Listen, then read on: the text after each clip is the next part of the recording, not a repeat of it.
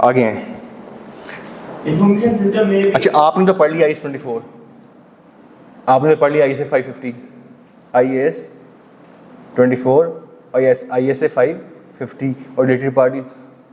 बहुत से मुल्क ऐसे हैं जहाँ पे अभी एक स्टैंडर्ड चल ही नहीं रहे, स्टैंडर्ड एप्लीकेबल ISA 240 उनके स्टैंडर्ड है ही नहीं, ठीक है।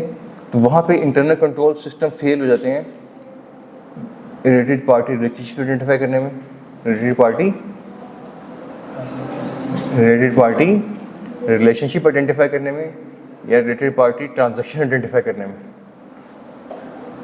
और वो गलती निकल जाती है ऐसी।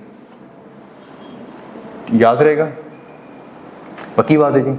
आगे हैं, कहते हैं इंफॉर्मेशन सिस्टम, ये कौन सा था? Internal control system may be inefficient in identifying और समराइजिंग ट्रांजैक्शन, ठीक है, समझिए।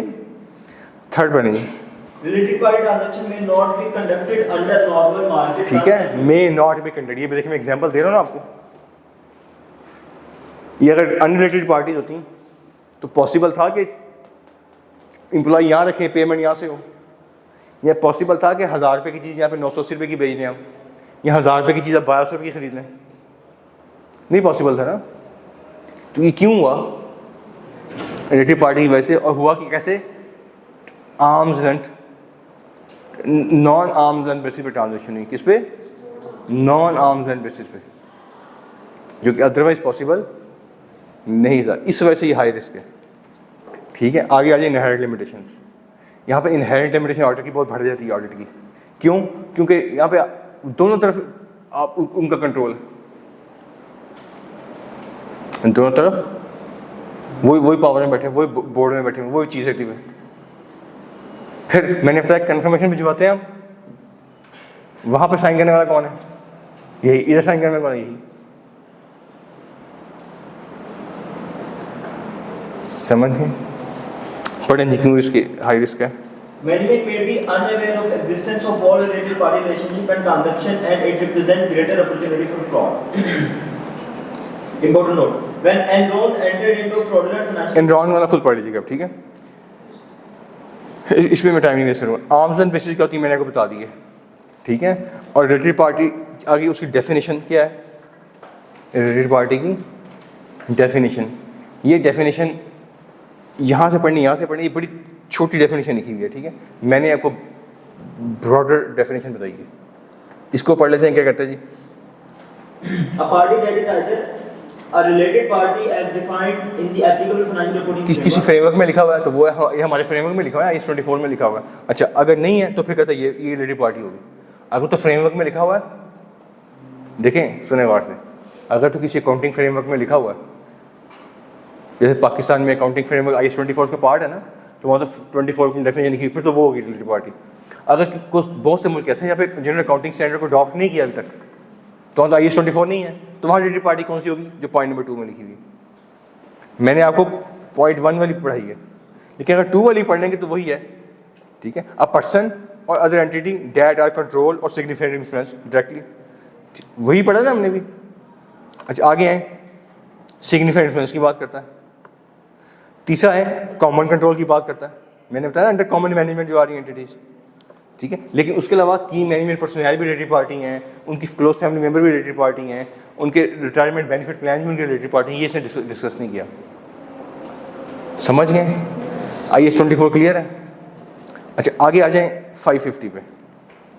550 ये चैप्टर आप कहें ना स्टैंडर्ड, ये चैप्टर मैं इसको इंशाल्लाह कल पढ़ाऊँगा। फिलहाल ये समझ लें, हमारी इस सारे स्टैंडर्ड में जो हमारी एनर्जी लगनी है ना, एनर्जी वो किस पे लगनी है कि कंपनी ने डिस्क्लोजर दिया क्या नहीं दिया IS 24 को। ठीक हो गया? याद रहेगा? अच्छा, फिर हमने अगला काम है कि डिस्क्लोजर कंप्लीट है। ये जो नहीं कि 6 रिलेटेड पार्टी से 2 डिस्कस की, 4 डिस्कस ही नहीं की, सारी रिलेटेड पार्टीज आ गई हैं। सारी क्या आ गई हैं? अच्छा चले, सारी आ गई। उनके साथ जितनी ट्रांजेक्शन सारी की सारी डिस्क्लोज कर दी। इतनी उनके साथ 15 ट्रांजेक्शन की 2 बता दी। पहले रिलेटेड पार्टी को आइडेंटिफाई करना हमारी हेडेक होगा। अगला हेडेक क्या है? उनके साथ ट्रांजेक्शन्स को कंप्लीटनेस से चेक करना हमारी जिम्मेदारी होगी, हमारा हेडेक होगा।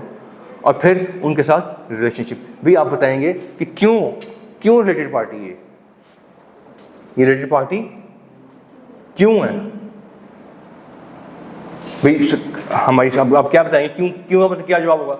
सब्सिडियरी है, या हमारी होल्डिंग है, या हमारा इसमें सिग्निफिकेंट इन्फ्लुएंस है, या इस काम में सिग्निफिकेंट इन्फ्लुएंस है, या की मैनेजमेंट पर्सनल है, या कॉमन मैनेजमेंट में, या की मैनेजमेंट पर्सनल है, या की क्लोज फैमिली मेम्बर है, या वो आपका है रिटायरमेंट बेनिफिट प्लान।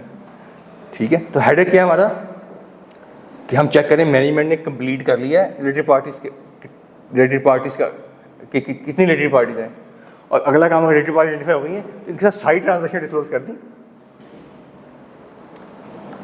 ठीक है, और फिर आखिरी चीज़ क्या होगी कि ये वाली रजिस्ट्रेशन ठीक है कि ये ट्रांजेक्शन की है, ये आम पे है कि नहीं है। तो ये हमारा आगे इसमें सारा चल रहा होगा सीन।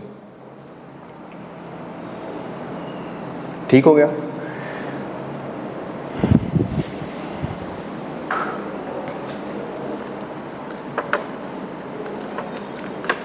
इसको कल पढ़ेंगे, चला आगे यहाँ से।